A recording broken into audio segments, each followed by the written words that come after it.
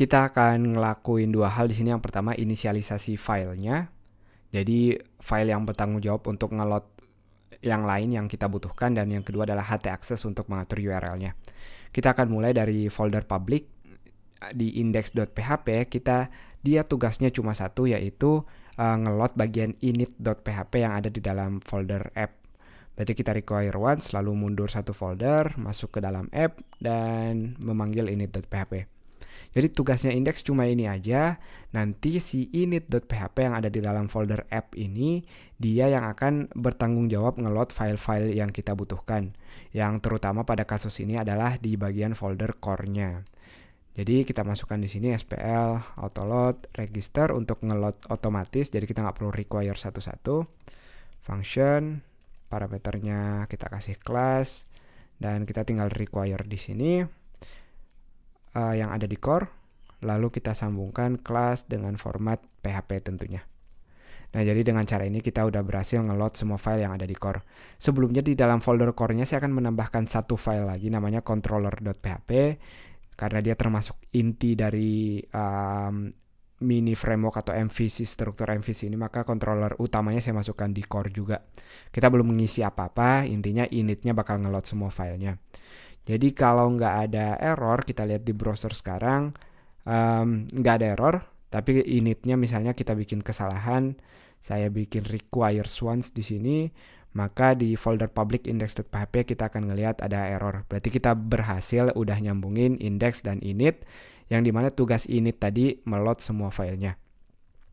Nah, itu tugas pertama kita udah selesai. Sekarang buat ngatur URL-nya. Saya akan bikin dua htaccess yang berbeda. Kita mulai dari yang paling simple, yaitu di dalam app-nya. Karena kita mau si app ini nggak bisa diakses atau nggak ngelisting directory-directory yang ada. Karena app ini sifatnya istilahnya private buat kita yang ngembangin aplikasi ini, bukan untuk user lihat. Karena yang user mau lihat semua ada di public nantinya. Jadi kita akan buat satu file htaccess di sini. Kalau teman-teman belum familiar, udah ada tutorialnya di sekolah coding tentang htaccess. Di sini sangat simpel, kita tinggal option lalu indexes. Dengan cara option indexes ini berarti kita ngasih tahu kalau kita nggak mau dia ngelisting directory yang ada di folder app ini. Maaf, options bukan option. Kalau kita lihat sekarang, si app udah nggak bisa diakses, udah nggak ada permissionnya. Tapi kalau kita ke public masih bisa kita akses tentunya. Jadi app udah kita umpetin sekarang. Tugas berikutnya adalah bikin htaccess di folder public. Tentu berbeda isinya dengan htaccess yang ada di folder app-nya. Htaccess ini cukup banyak. Yang pertama misalnya kita akan membuat options multiviews di sini. Multiviews ini kita nggak mau si htaccess nyari alternatif nama lain. Misalnya kita ngakses folder test. Nah, kita nggak mau si htaccess nyari test.php misalnya. Kita mau murni dia nama folder. Atau tergantung tugas apa yang kita kasih nanti ke dia. Jadi ini kita istilahnya disable content negotiation. Jadi nggak ada negosiasi konten. Lalu tentu kita mau rewrite engine on, karena kita akan melakukan rewrite di sini. Rewrite engine on. Dan berikutnya kita akan rewrite base-nya untuk mengatur base foldernya di mana, yaitu pada kasus kita di sini tutorial SK tergantung folder teman-teman. Jadi ini base URL-nya, dan berikutnya rewrite condition-nya. Saya akan tulis dulu, tenang, nanti akan saya jelaskan. Request file name. Kita akan ngelakuin ini buat dua hal, yaitu directory itu dengan D dan F untuk file.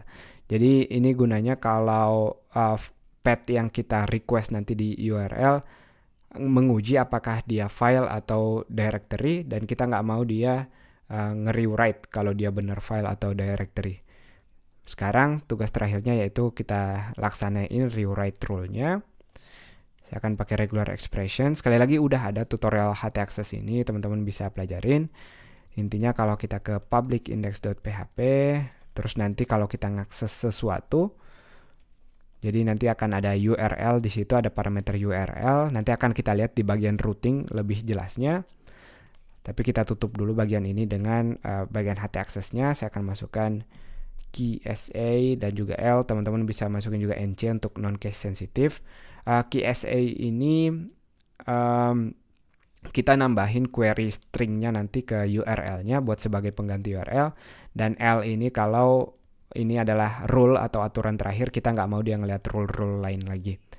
Nah, jadi kurang lebih seperti ini HT access-nya. Kelihatannya ribet kalau teman-teman belum familiar sama HT access, tapi simple sebenarnya. Kita akan lihat di bagian berikutnya sistem routing-nya, gimana bagian rewrite rule ini akan bekerja.